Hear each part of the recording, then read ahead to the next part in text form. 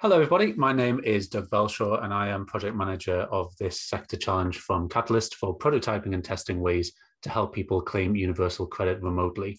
I'm joined by three of the project team, Dan Mosforth, Annabelle Shaw, and Ivan Minatillo. Please do mute if you've just entered. Thank you. So we're on the hook here for prototyping and testing ways of providing remote support for individuals who are struggling and failing to make universal credit claims online. And I just want to pass over to Dan, because that can be quite an abstract thing, but I just want to make that a bit more real. So Dan. Yeah, before we get into this thing, I want to kind of introduce Bill. And Bill is an approximation of the people that we've spoken to. So we've spoken to quite a lot of different people during this process. And Bill kind of brings together some of them people and how they feel about universal credits and how they find it and the application process in particular. So Bill works at the printers. He worked there for the last 16 years. And just after his 56th birthday, COVID hit. Due to COVID, the printers had to ramp down production, and Bill unfortunately lost his job. Bill used to enjoy the walk to work. He found that it helped with his mental health. He struggled with his mental health all his life. And he found that the walk to work, just that 20 minutes in the fresh air, going to work, helped with that. He also found that work gave him structure to his day. That helped with his long-term battle with addiction. And that really, really helped him. COVID hit, as I say, he lost his job. He had to apply for universal credit. Is familiar with the internet, is Bill.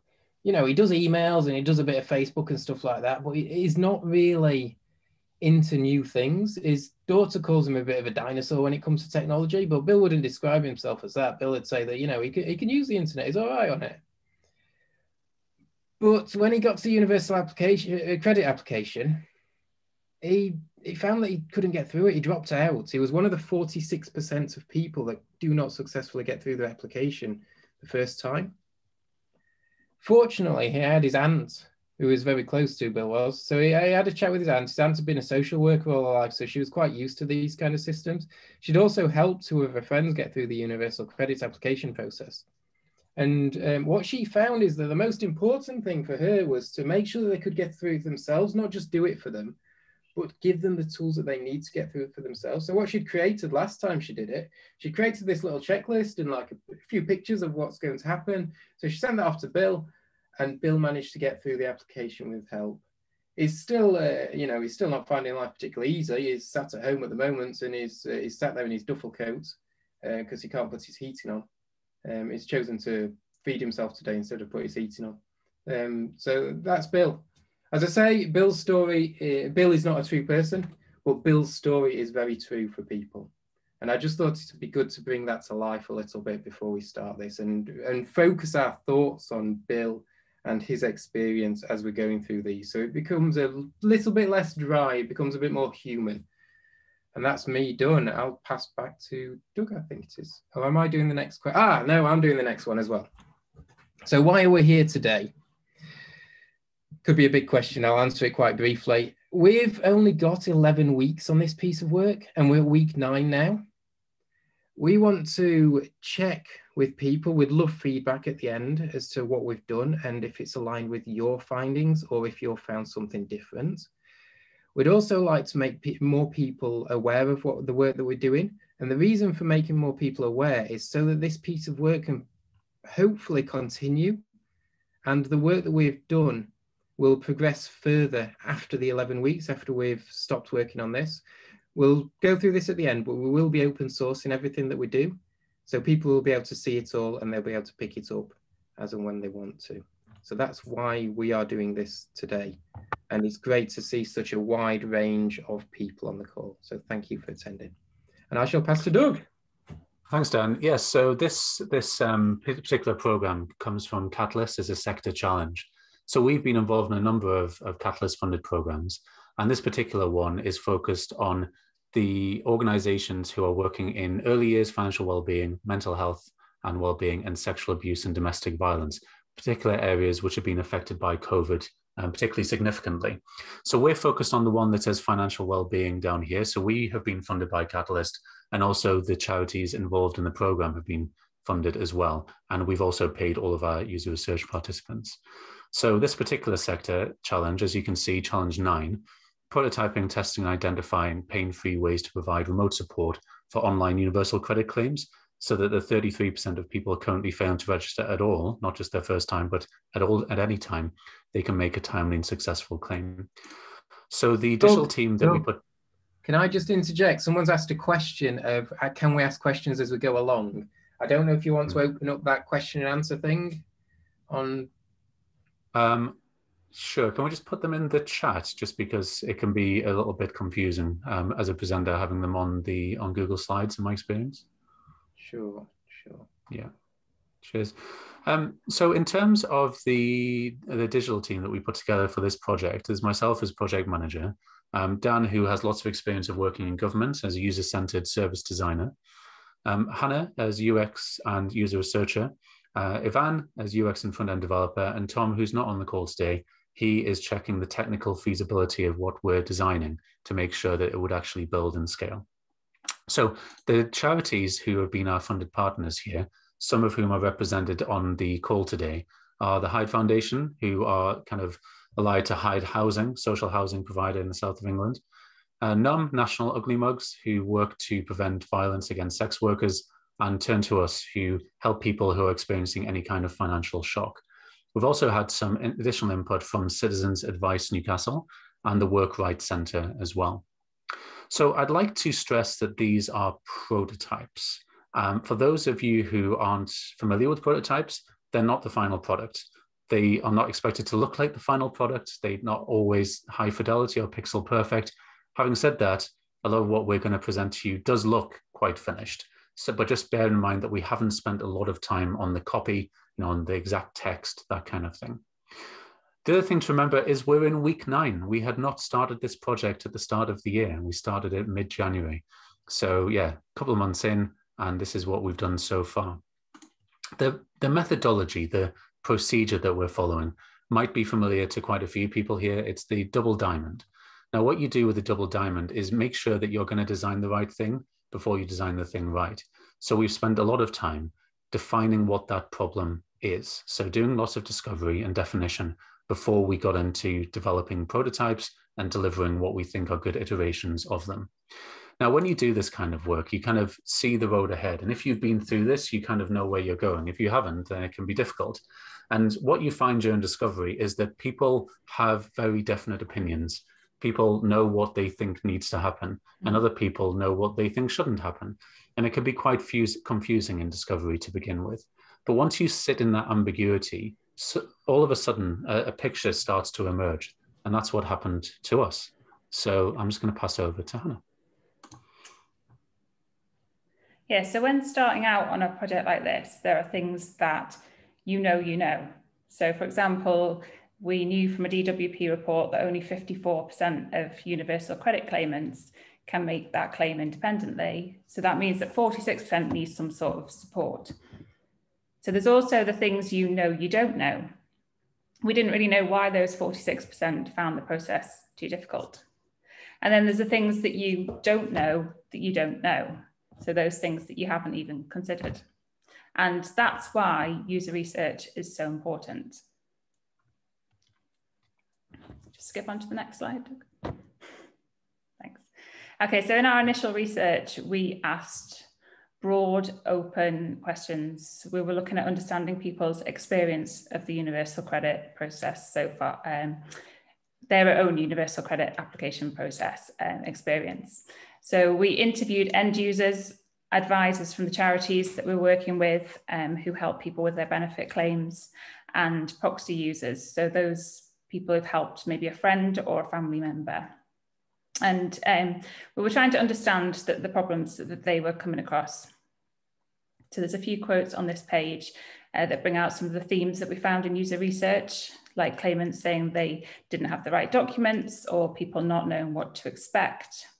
We spoke to people who made checklists for family members to help them go through the process, and people just wanting to enable others to do it for themselves. And being completely honest, it wasn't totally easy doing this user research. As well as sharing our findings, we want to be honest and share some of the challenges we found as well. And one of those challenges was getting people to talk to us. So we were given participants for user research from our charity partners, as well as other contacts, but we found that nearly a third of those people didn't even reply to us. And around a quarter made arrangements to talk to us, but either cancelled for various reasons or didn't show up. And we also found that some of these people were unsuitable to talk to. Either they'd done their universal credit quite a number of years ago, application quite a number of years ago, or they hadn't applied online, they'd done it by telephone. So we had to adapt the way we were carrying out the research by doing more telephone interviews rather than online, and sometimes using different video conferencing software, depending on who we were talking to. But we did successfully talk to around a third of the people that we were given. And Dan is going to talk us through some of the personas we came up with based on that research. Yeah, I think it'd be good, first of all, to touch on why we did the personas. We did the personas, one, so that the wider team had an awareness of the type of people that were going through this application, but two, so that we could use the personas to step through the universal credit application process and understand where that particular persona would struggle, or the pain points or problems that they were having in that journey. So they were the two main reasons that we did the personas. You probably won't be able to see the details on there, but we will share the slides afterwards, and you can have a look at them and comment on them and give us feedback.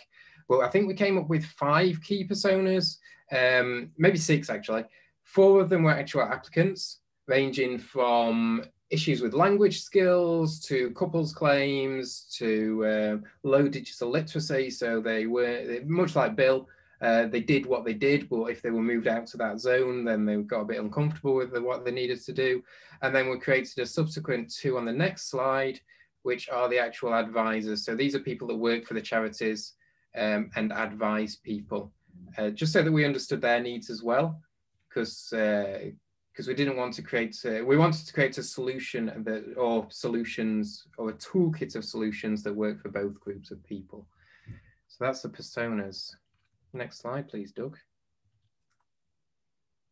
What we did, first of all, we came up with this concept, and it wasn't actually us, it was really the users that came up with this concept of, actually what I've done in the past is I've created a checklist, or I've created a picture that shows the different stages that you need to go through. It's been very simple, and I've given that to my friends. So before we started prototyping or anything, we wanted to test that principle and test that theory to see what that did. So we put a survey out there. I think we got over 30 people, around 30 people responded to that survey. And we stuck it out on Facebook and things like that. There were challenges associated with that. Some Facebook groups that deal with universal credits wouldn't let us post this survey on their page, whatever it's called on Facebook. But we did manage to get that 30 odd respondents. And we saw that this graph shows how did they feel, how confident did they feel about applying for universal credits. This was when they actually went through the process, and it kind of humps in the middle, and then there's a little bit of a hump at the end. But when we see on the next slide, when we asked them if you'd have known all the different things that you needed to do before you applied for universal credits, we see that shifting to the right. So people are telling us that they would get more confidence. Now, it's a bit difficult for them to answer this question, granted, but we just wanted to test this theory quickly. We had 2 hypotheses here, really. One was that people had become more confident, but then the second hypothesis that we wanted to test really quickly was that it could have the opposite effect. Once they see everything that they need to do, they might go, whoa, no way am I doing that. That's going to take me ages. And they're in this situation where a lot's going off in their life anyway, and they've only got so much headspace. So we wanted to test that and make sure that wasn't the case. There was also a checklist that we thought about. So this is a step-by-step through the process. The next one shows a step list. So this is a checklist, sorry. So this is more about, these are the documents you need to apply for universal credit and stuff like that. And again, we saw that shift to the right if people were provided with that. And I'll hand back to Doug for the next slide. Yeah, thanks, Dan. So from all of this, what we realized was that obviously people are very, very different. We used Bill as an example to begin with, but there are as many different stories about universal credit as there are people who are applying. That being said, that we did realize there are people who just don't require help with universal credit. They can get on with it by themselves. They're above what we would call the ceiling for this particular project. But there are also people who are below the floor, people who have severe digital or language needs. And in that case, they should be using other methods, not online methods, maybe applying using the phone or other methods which are provided by the DWP to be able to apply for universal credit. So really the users that we were targeting for this project are those who experience what we would call situational anxiety. These are people who don't necessarily have any anxiety about digital interaction in their normal lives, but because of the stress that they're under, maybe the stigma of universal credit, which still persists to this day, all of these things, it was causing them anxiety and meaning that they didn't have a bias towards action. The other thing which we found was that they were confused often by the scenario that they found themselves in. They just didn't know what they needed to do. And quite often they'd had a knock to their confidence. So that lack of confidence meant that they didn't feel able to do the things that they would usually be able to do. So those three things, situational anxiety, confusion, and lack of confidence, were really the hallmarks of the users being targeted by this project. So we run workshops every week with our charity partners, some of which are represented here today. And in one of the sessions, after we defined what it is that we were trying to do here in terms of the broad area, we tried to break down that huge problem into smaller problems as well. Now, you won't be able to read all of the things here, but you can see in broad brushstrokes that there are things at the top right quadrant of this particular chart, which are marked as being both useful to end users, potential benefit claimants, and the people advising them, but also feasible. This has to be things that we can prototype within the 11 weeks and test within the 11 weeks of this project. So the ones that are in green there, they ended up being our top 2 problems to solve. The orange ones were the next 2, and the yellow were the bottom ones. So just to represent that in a way that you can see that the first 2 are the ones that we decided to focus on and prototype. So the first one is user-focused, end user-focused, claimant-focused. So lack of awareness of what's necessary. What do I need to be able to apply for universal credit? And the second one is really for 2 subgroups. You saw that in the personas earlier. So people whose job it is working in a charity or another organization that formally helps people. It's their job to help people who are struggling with things like universal credit, but also people who are coaching other people. We heard from people who are family members or community members who just try and help out. So trying to provide tools for them as well. The 3, 4, 5, and 6 are areas which we would suggest that any further work you might want to focus on as well if you're working in this area. So the next thing we did, we've got our problem areas now. We started thinking, well, how might we solve those areas, solve those problems? And some of you might be familiar with the kind of approach of how might we. Now, you might have used Crazy 8 before. We did Fast 5s where you just put the kind of problem in the top left-hand corner there. And these are just lots of different ideas that we came up with in a workshop about ways in which we could think about solving particular problems which we'd identified and broken down as part of the definition of this project. And here we just used Miro to group what we'd come up with as a result of that session. And you can see that basically 3 areas were our main areas of focus here, with a 4th one as well that we'd love to prototype, but we haven't currently been able to prioritize. So those 3 areas were a visualization of the steps that are involved with universal credit, a checklist to make sure people have got all of the information and documentation they need, and the 3rd one, some type of real-time support from a real-life professional.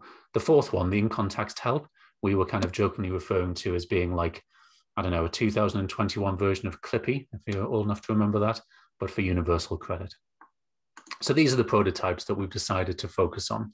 And this is based on our user research. This is based on the views of our charity partners who are obviously deeply engaged and enmeshed in the sector, and also in terms of what's feasible for the digital team to be able to prototype. So we're going to show you these in a moment. I'll pass over the screen sharing to others on the team. But just to explain what you're about to see, the first one is a visualization of steps in vertical format. Hannah's going to tell you more about that in a moment. The second one is a checklist, an interactive checkbox list of documents and other resources people need to fill in the Universal Credit Form. And the third one is a document, which goes through different screen sharing options that you could use if you're an advisor or an informal coach, someone who is looking to help someone at a distance around their Universal Credit application. And just before I do hand over my screen to Hannah, something about branding as well. We thought carefully about what people would like and what people would expect the different prototypes to look like. And I jokingly said, you know, if you imagine a spectrum between unicorns and rainbows on one side and something which is very formal on the other side, where are we going to put these prototypes? And we decided the first prototype, the one that Hannah's going to show, should be friendly and have rounded shapes. It should feel welcoming and not too official. Whereas the second prototype, the one Ivan's going to show you, the checklist, that should feel a lot more official. It should feel like, you know, you're getting ready to start your Universal Credit application now.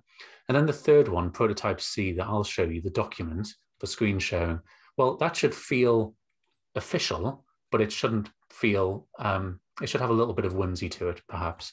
So we're thinking about Catalyst branding and it feeling trusted in terms of advisors trusting this particular document in that regard. So I'm going to stop sharing my screen and allow Hannah to share hers. So Hannah, if you could start sharing yours as well. And then we'll just pass over and have a look at this first prototype, visualization of steps. Yeah, thanks. So kind of as has just been mentioned, that user research and research from the charities suggested that claimants didn't really have an idea of the overall process of claiming universal credit. And initial research, such as through the survey, suggested that claimants would feel more confident starting their journey if they knew what steps were ahead of them.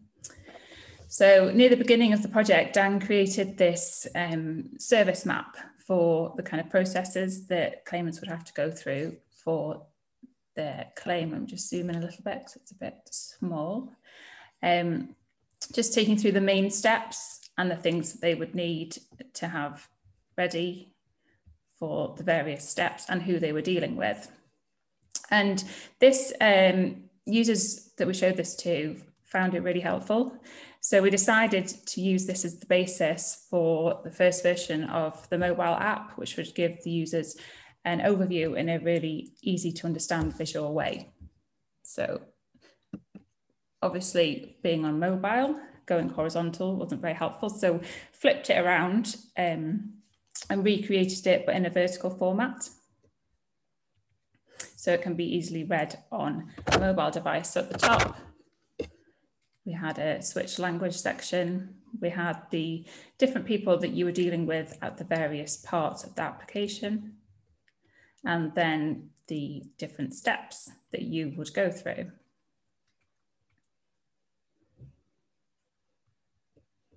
And we did add some interactivity with additional information for each step and links to various websites to either start your account or additional information.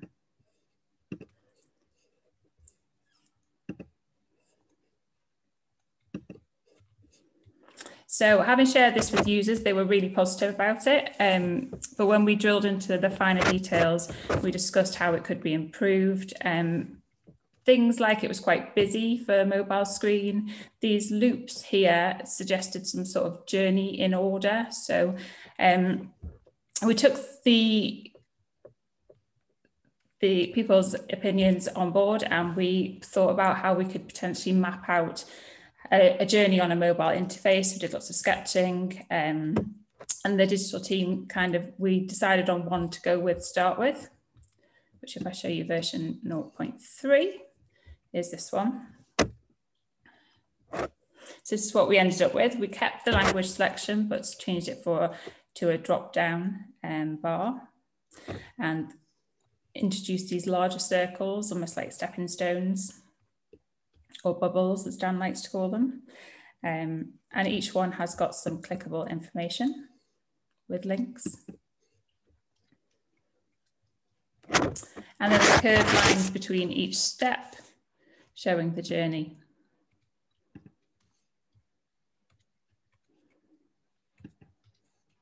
So again, we tested this with users and we had some really positive feedback.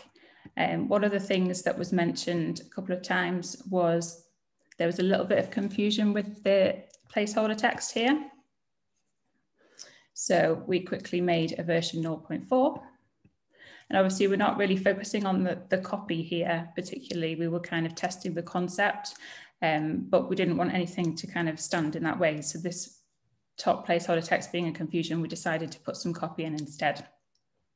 And this is the version that we are currently up to and we are currently testing with users.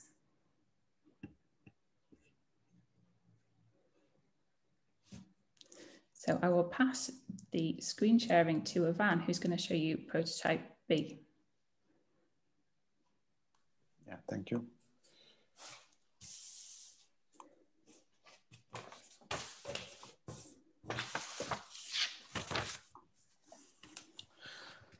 So when we first decided to try to build a checklist, our first iteration was about creating a checklist with a very simple look and feel. In this first mockup, we tried only to focus mostly on accessibility rather than spending time on user interface and user experience. So mostly ensuring that this checklist was also accessible from a screen reader. Here we had a very simple items list with a question mark on the top right that would open modal in order to show other information related that specific item. The idea behind the checklist was to be able to give something very friendly, very easy to read and to interact with, but also with some particular interaction. The one that we tested with users was the ability to save the information on the browser local storage. And we will see this in a minute with the live prototype. After some research, as also Doug said, we decided to test a more official look and feel. So we start to look at the Government UK design system, and in particular to the components that they provide and also the design pattern suggested. I must say that it was really a pleasant experience because we were able to just start reading and applying the design system in a very short amount of time. And mostly the things that I liked most of this design pattern, and that is kind of accessibility first, meaning that all the components and all the design pattern looks at accessibility as their first item to ensure and to improve, and then the rest. So after reading and studying a bit this design system, we try to apply to our existing checklist, creating a new version. This is not the very first version that we made, but this is the current version. And between the different releases that we had, we try to move a little bit further from and away from the exactly design patterns in order to give more flexibility and also to test some interaction with users. So we applied the alpha banner for our service, and we changed our banner in order to select the language that will be more visible and allows to add as many languages as we want. In the first version, the checklist was very far away one on the other because we decided to keep this accordion here with the relevant question open. But we tested that it was not super fine for users because it didn't appear a lot as a normal checklist, but more as the application itself. So we decided to collapse the accordion and the relevant question in a details panel, so that the user, when approach the checklist, can see all the relevant items in a short amount of time. If they don't have clear what the item is about, they can have more information. For example, I can find my tenancy agreement and see some relevant information specifically to their issue. The interaction that I was talking about was saving the checked information from the user on the local browser. And also, once the user checked all the items, a button appears in order to actually start the application itself. The meaning of saving information in the local browser was that if the user starts the application, start reading at the checklist, then try to find some relevant information or close the computer and come back, the checklist remains saved according to the latest update from the user itself. So here, for example, we can check this item, and if we refresh the page, it is updated also on another browser. Yeah, just to dive in there, Ivan. The thought behind this is that potentially the applicant may not know what this technical thing is. So for example, tenancy agreement, they may not know what a tenancy agreement is. We could put something in there to say, go and talk to your landlord or the person that you pay rent to and ask them for your tenancy agreement. We could then embed some kind of image of what a tenancy agreement might look like. And the idea is that they could pick up their mobile phone, go to the landlord, not have to have that technical understanding, just click on it and go, can I have one of them, please, to the landlord? And then the landlord would be able to provide that.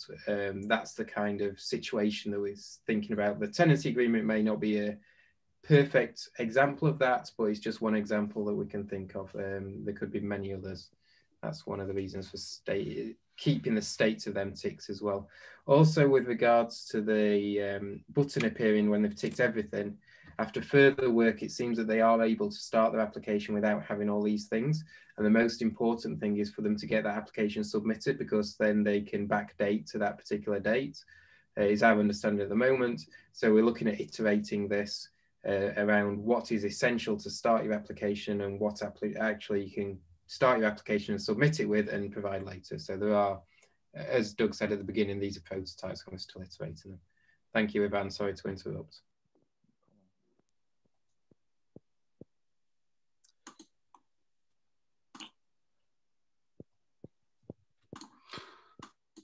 Thanks, Ivan. So I want to show you the third prototype. So the third prototype, if you remember, prototype C, this is aimed at advisors and people who might be some kind of informal coach. And what we're trying to do here is to have a look at all the different types of screen sharing options that you might have. And there's a bewildering choice, and there's loads of different nuance and that kind of thing.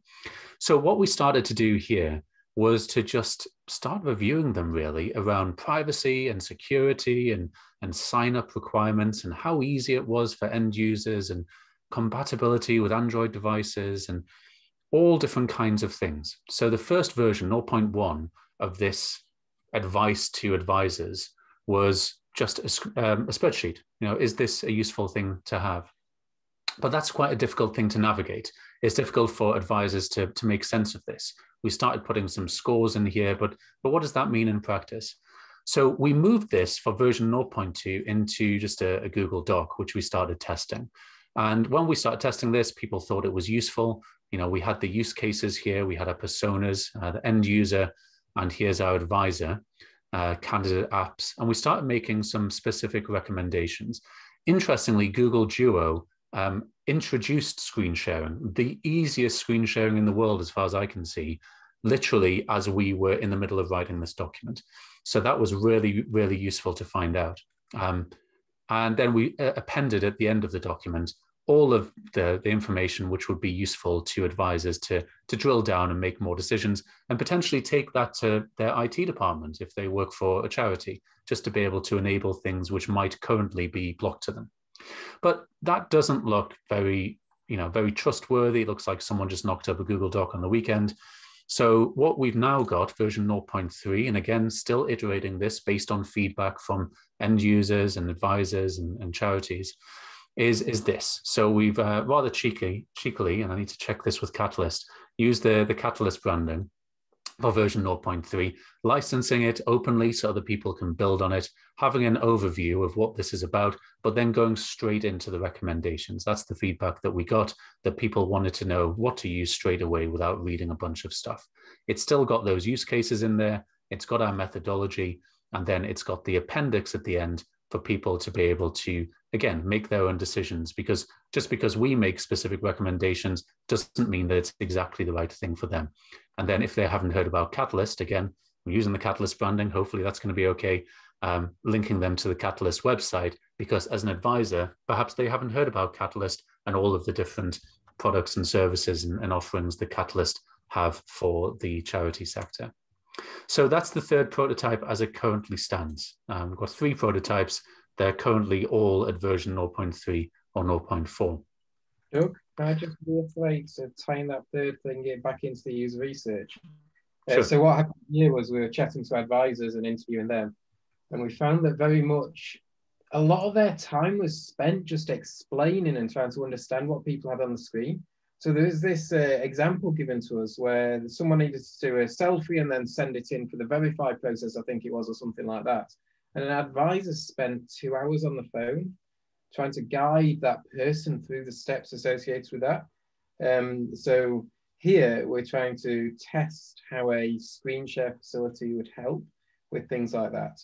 And if they're stuck in a particular technical part of the application form, an advisor could also pick up that screen share, understand exactly where they are straight away without the user having to read out and them not quite getting it, and give them very specific advice for their situation, for the points in that journey that they are. Thank you. Yeah, thanks, Dan. So showing rather than telling, because getting people who aren't so confident with technology to attach things and stuff is horrendous. Okay, so let's just go back to some of the testing we've done around this. So we've tested different versions of this. Hannah's just going to give one example. Hannah, do you want to just talk through this? Yeah, so we're currently testing our prototypes, and this is just an example of what we're doing with the data and the feedback that we're getting from users. I put it in a really simple traffic light system. So in the green is the kind of positive observations, comments, and quotes that we're getting. Anything that the users question or aren't sure about is going in the middle, kind of yellow amber section. And then anything the users just don't get or don't quite understand, we're putting in the red section. So as you can see, this board is from the mobile step-by-step overview version 0.3, and we had loads of positive comments. Things like, oh, I wouldn't feel worried at all. It's incredibly useful. And in the red, there's the bit which says, I'm not sure what language this is here. And that was the user referring to the lorem ipsum that was in the prototype. So obviously we were able to make a quick change. And now we're on a new traffic light board for version 0.4. So we're testing all our prototypes and putting all the data that we're getting into things like this to make it really clear to everyone what the feedback is.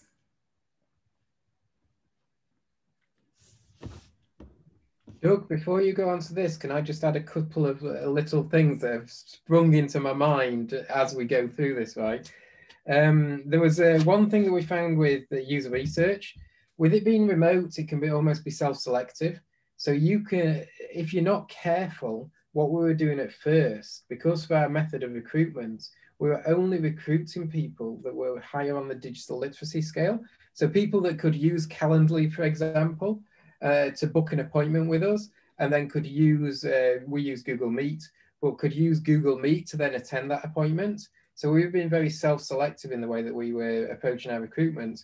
So we've had to change that as we've gone along. What we've found now is that we tried to do phone calls after that, but we found that people didn't answer the phone. What we're trying now is text messages, and we find that people, you can build up a bit of trust over text messages, and then people are more willing to accept a phone call from you, or they'll ring you back on the back of that text message. So that's what we're trying now. Another thing that I just want to raise very quickly is we've come across this situation of an exploitative assistant. So someone that will come along and say, we've had an example where someone came along and said, absolutely, I will help you get universal credit. You just need to rent one of my houses for me to do that. And there are situations like that out in the market. So we're exploring that as well. Right, that's me done, Doug. Carry on. Thanks, Dan. No, that's useful. Thank you. So in terms of next steps, it's kind of a question for those people in the audience today and those people who are watching the recording of this. So who should take this work forward? We feel like this is important work that we're doing here. Could you fund us to work on this, to work on it further? We'd like to do that. We're currently in week 9 of an 11-week funded program. And if you'd like to take this and work on it internally, well, how would you like us to package this up for you? It's all openly licensed, which is what we would do anyway, but Catalyst also require that. How would you like us to package this work up? Our email addresses are there. And also the bit.ly link for these slides, if you want to share them. I've shared them on various social networks, but bit.ly/3882 capital Z 3 small j. So these are the 3 organizations involved. We have created a Medium publication for this particular project, and there's a number of posts on there just sharing our thinking. These are the kinds of things you can share with your team and your colleagues and your network. So have a look at that as well. And then I guess the final thing that we would love from you, even just a few words, would be some kind of traffic light feedback. So you saw Hannah's traffic light there. Well, if I just put that in the chat, the link to this particular form, I'm going to share my screen in a moment again, once I stop screen sharing now. And I'll just show the results of what you type in, the 28 people who are currently in this meeting. I'll share what you put in, like an overview of the feedback that we get back. So green would be the things that you like, what you see, yellow are questions, and red are any concerns that you've got. So I'm going to stop sharing my screen now.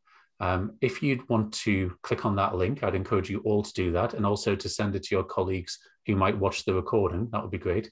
But also, if you'd like to unmute now and just to verbalize any questions you've got, any kind of things that you think are great or any concerns you've got, that's great as well. We just want to make sure we capture all different kinds of feedback, including on that form and now.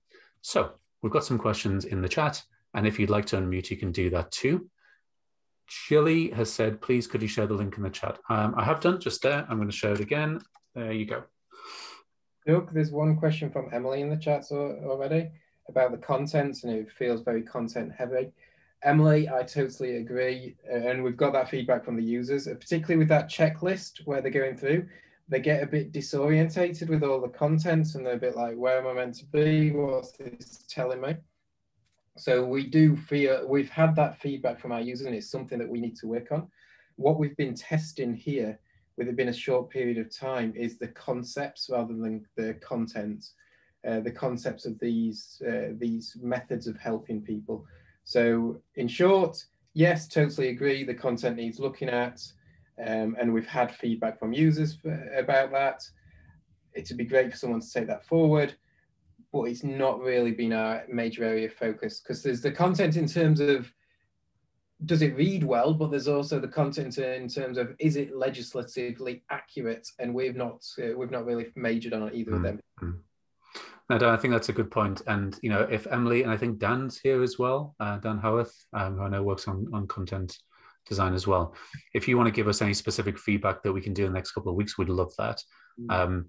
It gets to the stage where a prototype becomes high fidelity enough, as Hannah pointed out, that people start going, hang on a minute, what's that there? What are those words? But also, just as you say, the amount of words on the page is something we need to think about. Some of the imagery that we talked about, like the example of the tenancy agreement, isn't currently featured in the prototype, and that's what we need to do in future iterations.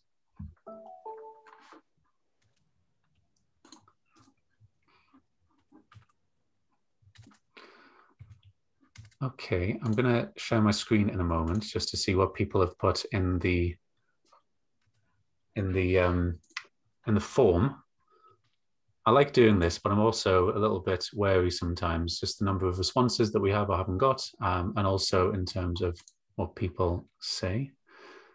Oh, we've only got one response and then the form. Oh, two, there we go. Please do fill that in if you can. Love your feedback on this, because obviously we've only got another 2 weeks to go. So it'd be great to get lots of feedback, and we can either look at addressing that or look at open sourcing that feedback in some kind of backlog to say, and these are other things that you may want to address if you pick this piece of work up.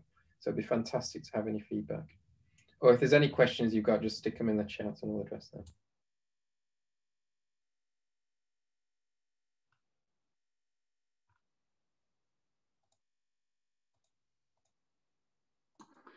I've just realized I was muted. There we go. So these are the responses that we've got so far. Please, this will auto update as they come in. Hannah, Van, Dan, please do respond to any of these that you would like to. So the green at the top is the things that you like. Amber are the questions you've got. And the red are any concerns that we've got. Do any of those jump out at any of us from the digital team? Also, from the people who are here from the funded charity partners, if you'd like to unmute and give your input, that would be awesome as well. Also, one of my things, it'd be nice if we could link a few different people up here. I know someone's mentioned about Pip in here. I don't know who that was, but I think Colin is doing something within his PhD for Pip. And it sounds like Michael is also doing something for Pip. So if you three want to get together in the chat and exchange contact details, that would be a fantastic outcome for us from this session as well. Yeah, sure. Sorry, it's Dave Mercer here. I'm working on the Pip Apply service. Just took me a while to find the mute button. I know the feeling, mate. Thanks, Dave. Do wave. I've just put my email in the chat. Oh, great. Thank you.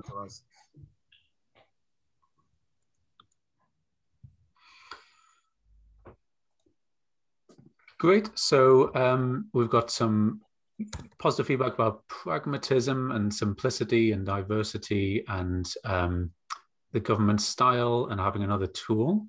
We've got some questions about kind of the narrow data set. Yeah, difficult in such a short project. Integration with the existing services and also linking with what's already out there in the charity sector. And then in terms of concerns, funding and momentum, yes, absolutely concern for us as well. We don't just want this to reach a cliff edge. Might run out of steam, reaching those who are digitally excluded. We talked about changing our approach, but we really did think at some point, you know, we've been involved in other projects where you reach hard to reach digitally excluded people. At some point, what doesn't scale is having to go and literally teach people how to use and give them initial digital skills. And obviously we weren't in the position to do that.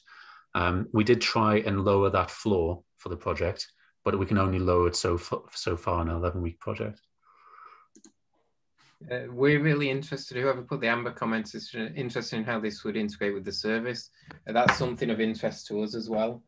How, you know, if this journey is quite long and complicated, even like the user's head in terms of the universal credit application process is a huge scope for them, even to the point of going to the doctors to get a sick note so that they can then present the sick note. That's within their journey, within their mental model of this.